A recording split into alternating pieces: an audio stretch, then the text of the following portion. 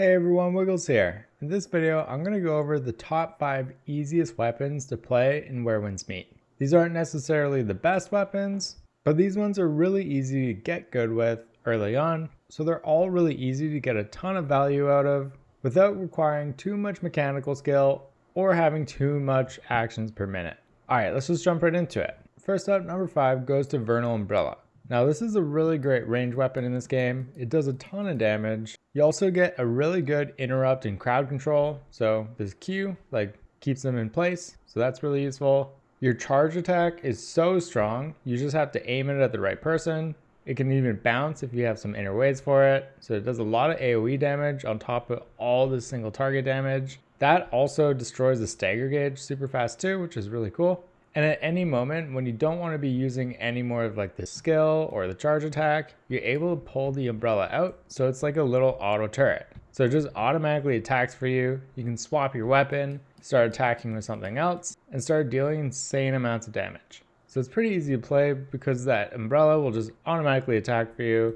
And this charge attack is one of the main damage dealers, which just deals an insane amount of damage. If anybody comes close to you, you can just push them away and then go back to flying like Princess Peach and just kill everybody you see. Number 4 is going to go to the Strategic Sword. Now this is a really great sword in the game. It's pretty easy to play and it also has a high skill cap, which is really cool. So you can get really good with this weapon, but it's really not that hard to get a ton of value out of it. The main thing that really separates the Strategic Sword from every other weapon is the amount of bleed stacks that you get on the target. So they'll start taking so much damage over time from pretty much every skill and attack that you do. So the light attacks and heavy attacks are pretty great, but they are also really generic. The main value that you get out of this weapon is the charge attack on your heavy. So you charge it up and then you dash past them and you can deal a ton of damage. This is a great way to dodge attacks from bosses too, or even enemies in arena and stuff like that. This also hits multiple people at the same time, so it's a really great AoE,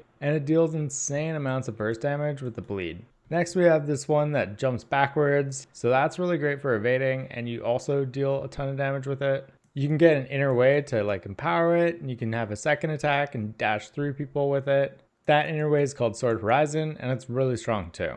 And then lastly, you have a gap closer, so you have this dash attack. You dash toward the target, unleashing a couple different strikes, all while applying a lot of bleed. So this is a really easy weapon to start out on and get a ton of single target damage for things like bosses. It has easy gap closing, a ton of consistent damage, and it's really easy to pull off. I have a great build on my channel showing you how to play this, so I'll throw it up at the top right now. Next up is the Stormbreaker Spear, and this spear is really strong for so many reasons. This is the spear that goes with the tanking weapon, but you have this weapon that taunts the enemies and reduces damage taken on you, so it debuffs the enemies. And at any moment, you have this way that you can knock down the enemy. So you can just knock them down like that, and if it's not a target dummy, they'll fall on the floor. So it's a really great bossing weapon. It's a great way to take down bosses if you really are struggling with them. The regular attacks are pretty great too. It doesn't deal nearly as much damage as some other weapons, but just having this knockdown alone is so strong for any kind of solo gameplay.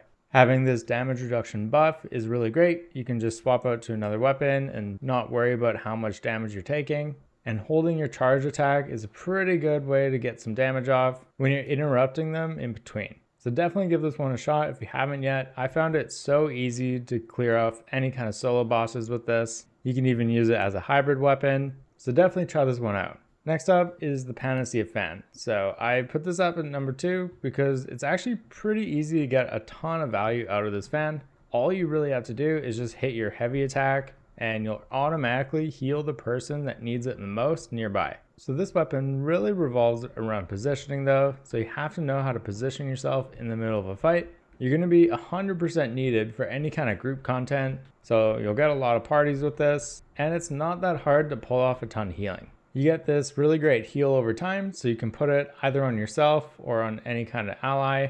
You'll get some heals per second.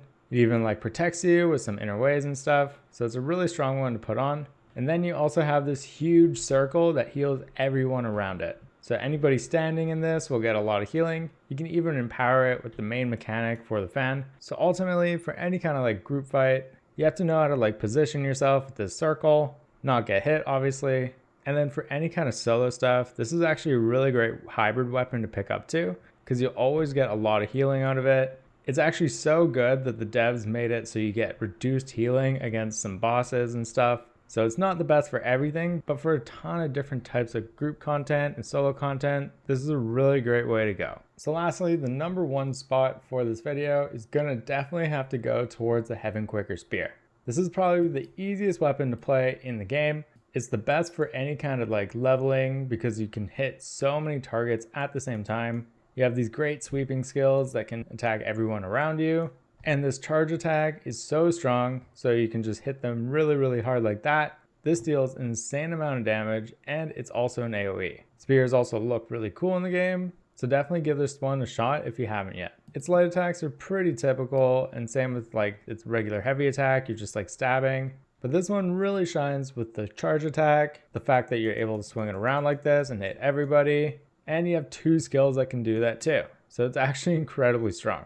You're also putting on a lot of bleeds on the enemy. This also enhances the amount of bleeds that they take, so it pairs off really well with the strategic sword. Any kind of bleeds that you put on from the strategic sword deal even more damage if you have the spear in your kit. So we'll be doing a ton of bleed with this. You also have the best AoE in the game, but I should mention it starts to fall off a little bit at endgame, like when you really have to kill some bosses. Some of these attacks don't really stagger them nearly as much, and then they can just charge up and hit you with a really heavy attack. Because you are kind of like caught out if you don't end up staggering them with this weapon, because a lot of these attacks take a few seconds to pull off. But this is so strong for any kind of leveling in the game, any kind of just solo gameplay, and obviously AoE farming. Alright, that's it from me. I hope this video helped you out. If it did, don't forget to give it a like, and please subscribe to my channel to see more useful guides just like this. I love helping people out, and it'd be great if you help me out by giving me a sub. Have a great day, everyone. Cheers.